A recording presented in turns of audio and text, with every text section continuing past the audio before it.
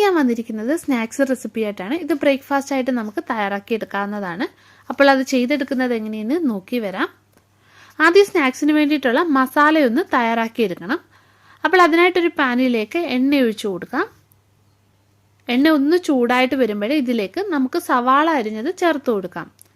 ഇത് 3 സവാള ഞാൻ നീളത്തിൽ അരിഞ്ഞെടുത്തതാണ്. ഇനി ഈ സവാള വഴറ്റിയെടുക്കാം. ഇതൊന്ന് ട്രാൻസ്പെറൻ്റ് ആയി വന്നാൽ മതിയേ. ഇനി ഇതിലേക്ക് 1 ടീസ്പൂണ് ഇഞ്ചി വെളുത്തുള്ളി ചതച്ചത് ചേർക്കാം. പിന്നെ ഇതിലേക്ക് വേണ്ടത് പച്ചമുളകാണ്. 2 പച്ചമുളക് കീറിയത് ഞാൻ ഇതിലേക്ക് ചേർത്ത് കൊടുക്കുകയാണ്. പിന്നെ കുറച്ച് കറിവേപ്പില അരിഞ്ഞതും കൂടെ ചേർക്കുകയാണ്. ഇനി ഇത് നല്ലോണം ഒന്ന് വഴറ്റിയെടുക്കുക. ഈ ഇഞ്ചി വെളുത്തുള്ളിയുടെയൊക്കെ ഒരു പച്ചമണം ഒന്ന് മാറി വരണേ. ഇത് വഴണ്ട് വന്നിട്ടുണ്ട്. ഇനി ഇതിലേക്ക് തക്കാളിക്ക് അരിഞ്ഞത് ചേർക്കാം. ഞാനിതൊരു തക്കാളിക്ക് അരിഞ്ഞെടുത്തതാണ്. ഇനി ഈ തക്കാളിക്ക് നല്ലോണം ഒന്ന് വെന്തുടഞ്ഞ് വരണം. ഇനി ഇതിലേക്ക് നമുക്ക് മസാലപ്പൊടികൾ ചേർത്ത് കൊടുക്കാം. ആദ്യം നമുക്ക് മഞ്ഞൾപ്പൊടി ചേർക്കാം. പിന്നെ ഇതിലേക്ക് 1/2 ടീസ്പൂണോളം കുരുമുളക് പൊടി ചേർക്കാം.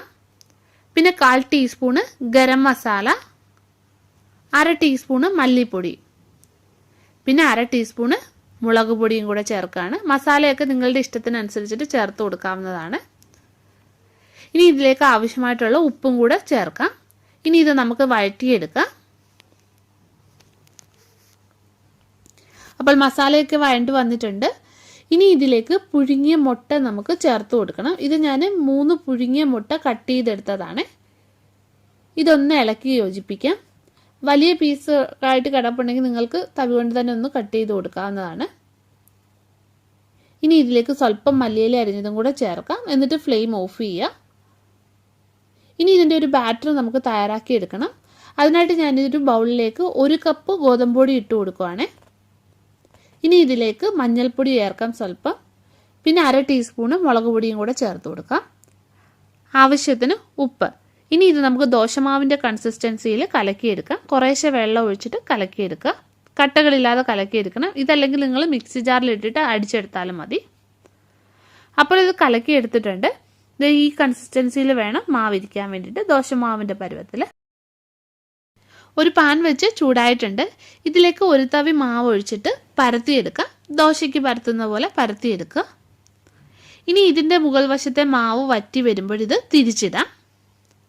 ഇനി ഇതിൻ്റെ സെൻറ്ററിൽ നമ്മൾ തയ്യാറാക്കി വെച്ചിരിക്കുന്ന മുട്ടയുടെ മസാല ഉണ്ടല്ലോ, അത് വെച്ച് കൊടുക്കാം. ഇനി ഇതിൻ്റെ 4 സൈഡും ഇതുപോലെ മടക്കിയെടുക്കാം. ഇനി ഇതിൽ നിന്ന് എടുത്തു മാറ്റാം. ബാക്കിയുള്ളത് നമുക്ക് ഇതുപോലെ തന്നെ ചെയ്തെടുക്കാം. ഇനി ഇത് വറുത്തെടുക്കാനായിട്ട് ഒരു പാനിലേക്ക് എണ്ണ ഒഴിച്ചു കൊടുക്കാം. ഇനി ഇതിലേക്ക് ഓരോന്ന് വെച്ച് കൊടുക്കാം. കുറച്ച് എണ്ണ മതി കേട്ടോ. ഇനി ഇത് നമുക്ക് മൂപ്പിച്ചെടുക്കാം.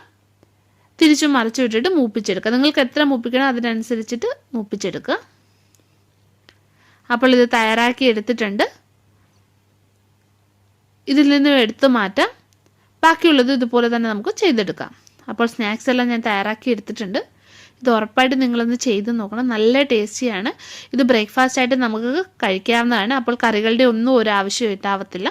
അപ്പോൾ പിന്നെ വീഡിയോ ഇഷ്ടപ്പെടുകയാണെങ്കിൽ ഒന്ന് ലൈക്ക് ചെയ്യുക, ഷെയർ ചെയ്യുക. വീണ്ടും നമുക്ക് മറ്റൊരു നല്ല റെസിപ്പിയുമായിട്ട് കാണാം.